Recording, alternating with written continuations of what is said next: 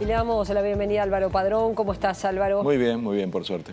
Y comenzamos por Cuba y luego seguimos por la decisión de Uruguay de permanecer en UNASUR. Pero comencemos con Cuba y, bueno, este dato histórico, ¿no? Por primera vez un Castro no va a estar al frente de la presidencia, aunque Raúl Castro va a seguir al frente del Partido Comunista de Cuba. Sí, en verdad la noticia en estos días quedó muy centrada en el cambio de presidente, en una nueva cara, pero es como que hay poca profundidad para saber qué está pasando en Cuba, que es la gran pregunta, ¿qué está pasando en Cuba? Un amigo mío siempre dice, ¿no? Cambiar todo para que todo siga igual. Y un poquito fue eso, ¿no? Porque en realidad, desde el punto de vista de la conducción política, no cambió nada. Sin embargo, ¿eso quiere decir que no está pasando nada en Cuba? Yo creo que sería un error decir eso, ¿no? Porque fíjense, por ejemplo, no es todo tan quieto. Lo primero es que hay que entender que sigue existiendo una puja entre el raulismo y el fidelismo.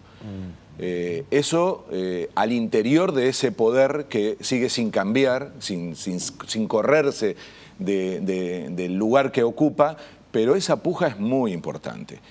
Se conoce poco y se ve muy poco, pero existe.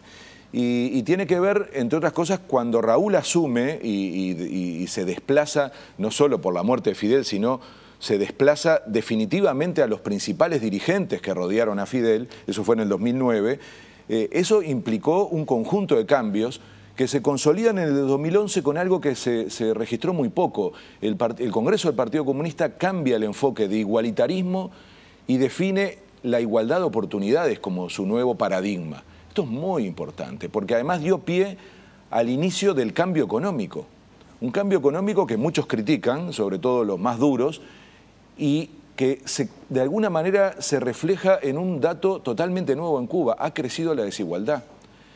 Uno podía ser muy crítico del modelo político, económico, pero efectivamente en Cuba había niveles de igualdad casi únicos en el planeta que empiezan a romperse a partir de ese cambio económico que genera nuevas capas sociales en Cuba y que todos los estudios demuestran, se conocen también muy pocos, que hay elementos de desigualdad en Cuba que nunca habían existido. Entonces, el cambio económico empieza a tener un reflejo, una apertura económica que no se corresponde con un cambio político. Lo más relevante en términos de cambio político de esta época de Raúl fue claramente el acercamiento a Estados Unidos, que vamos a conectarlo, ¿no? Porque tiene mucho que ver con la lógica de los cambios en el continente, la Cumbre de las Américas, esa imagen, yo lo decía el jueves pasado cuando hablábamos de la Cumbre de las Américas, que el contraste con la Cumbre del 2015, esta última del 2018 en Lima, no es solamente el cambio de temas, el cambio de caras, es aquella imagen impresionante de Obama dándole la mano a Raúl Castro, que es un símbolo de época, ¿no? Que ha cambiado en 3 años de una manera tan radical y esto impacta de manera determinante al interior de Cuba. Claro, pero uno quiere ir un poco a lo que tú manejabas al principio, esa especie de cambio gatopardesco, porque ¿qué significa que Díaz-Canel sea el presidente cuando efectivamente los hilos del Partido Comunista siguen en manos de Raúl Castro? Sí, así es. Digamos que él es un hombre del partido, ¿no? Entonces viene de la estructura del partido. Entonces la ecuación del poder hay que terminar de ver para dónde va, porque todavía es un personaje que se conoce poco. Pero lo que quiero decir es que el contexto donde él asume es un contexto, en primer lugar, donde se enfrió esa relación con Estados Unidos y se rompe entonces uno de los vectores que le daba más pie a la apertura política. Al mismo tiempo, esa apertura económica está trancada porque efectivamente el fenómeno Trump no solo corta esa apertura política, sino que le pega un golpe durísimo a la economía cubana. Ahora que dijiste economía cubana, estaba leyendo algunas crónicas de prensa que señalaban que la situación económica en Cuba es muy mala, que la doble moneda, que es algo que ellos quieren terminar con ese sistema de una moneda convertible, referente del peso cubano, superar ese desfasaje. Los únicos que realmente están pudiendo hacer frente a la situación son aquellos que tienen sus familiares en el exterior y le mandan remesa.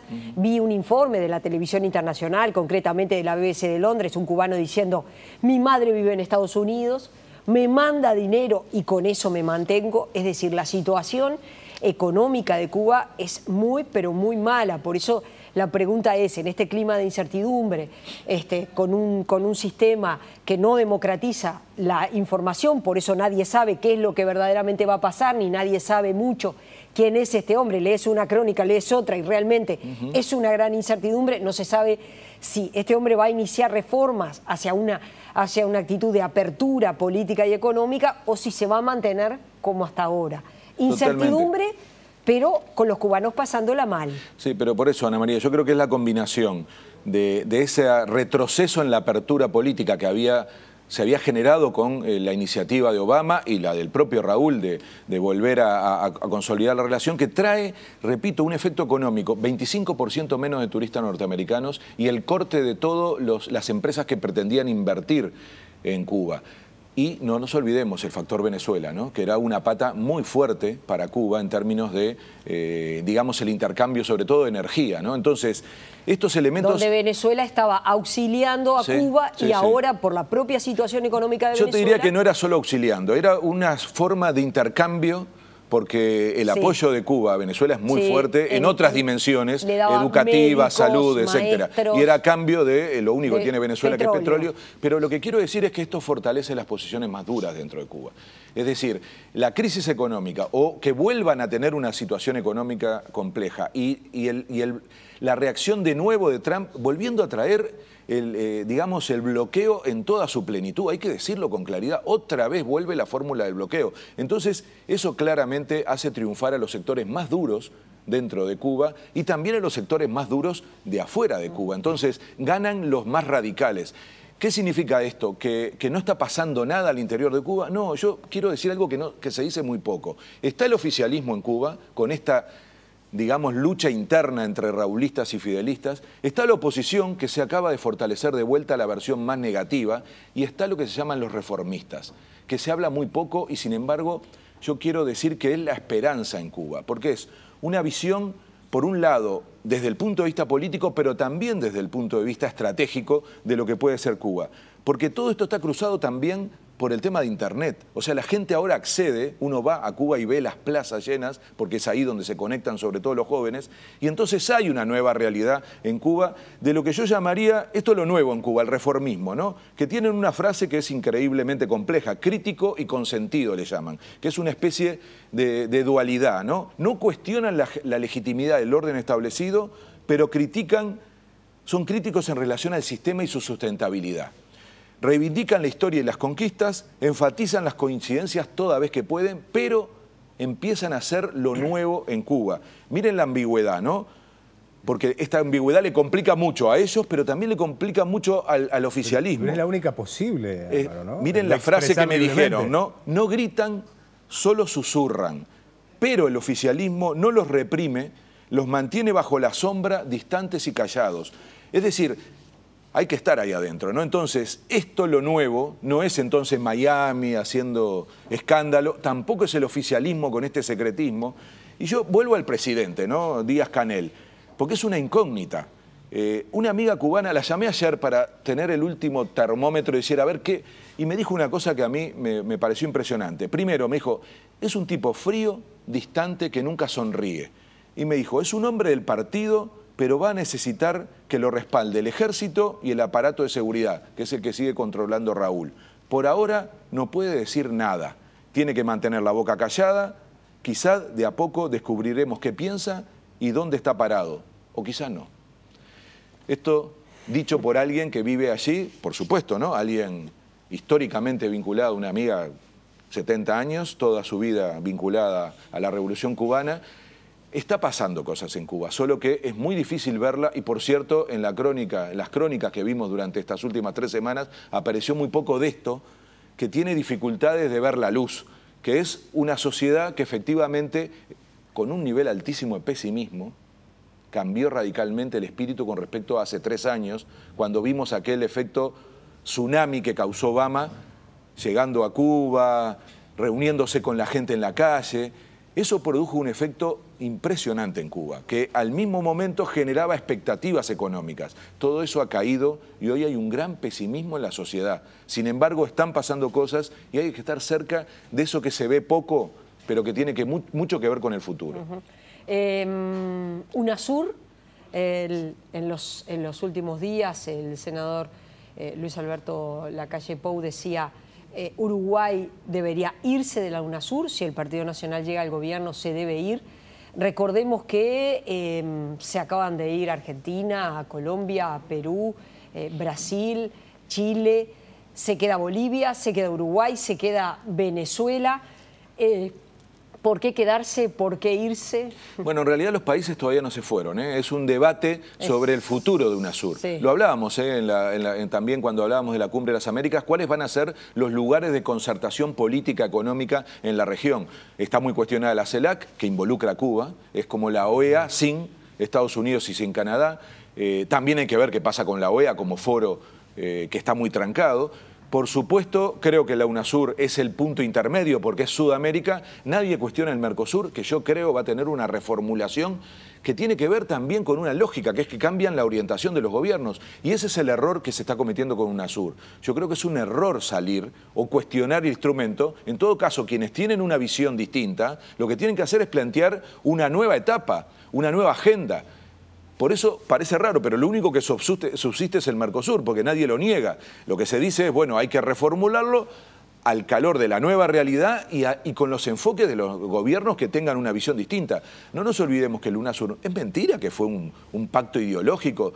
Santos era un hombre de izquierda, Piñeda, después de Michelle Bachelet, que fue la presidenta que estuvo en la... Entonces, yo creo que es un error, francamente creo que es un error, y es un gran error transformar eso en discusión política en Uruguay en términos electorales, porque yo creo que lo que se planteó tiene más que ver con una cuestión electoral que con una mirada larga. Unir América del Sur es imprescindible, lo han dicho no personas de izquierda, toda la historia de los políticos uruguayos en materia de política internacional habla de la unidad de América Latina. Fragmentarnos es un gran error en esta etapa del mundo, con un Trump proteccionista, con una Europa que se cierra, con una China que invade en sentido literal todo el mundo. Entonces, ¿qué lo vamos a hacer? ¿Cada uno por su cuenta? Este sería un gran negocio, la fragmentación, para los poderosos del norte.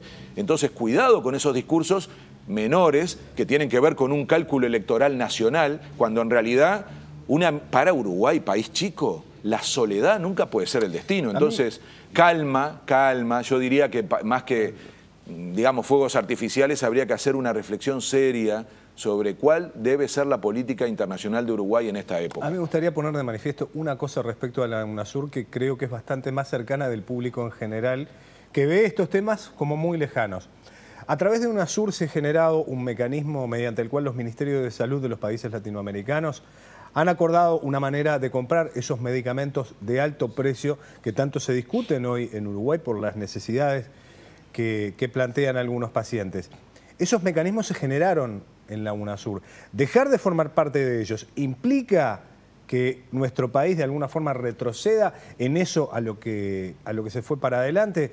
Es una pregunta que uno se hace tomando en cuenta de que esos organismos parecen ser como muy lejanos del público en general, no, claro. Y a veces hay determinados elementos que nos los acercan y muchísimo. En este caso, en un tema que hoy los uruguayos estamos debatiendo. Totalmente de acuerdo, Carlos. Yo creo que merece un análisis. Probablemente ahora que el canal está con esta experiencia de los especiales, en algún momento hicimos un especial sobre integración, creo que vale la pena mirar el conjunto de lo que pasa en el mundo, de lo que pasa en la región y no quedarnos en esa superficie que parece que es más un debate sobre una lógica político-electoral que sobre lo que realmente le conviene al país en términos de inserción internacional y tratar de llevarlo, como tú decías, a tierra para que la gente entienda, entre otras cosas, por ejemplo, que el Mercosur nos ha permitido destinar cientos de millones de dólares a través del FOSEM, el Fondo de Convergencia Estructural, para cosas que hoy los uruguayos disfrutamos y no sabemos, no tenemos ni la mínima idea que vinieron de recursos del Mercosur.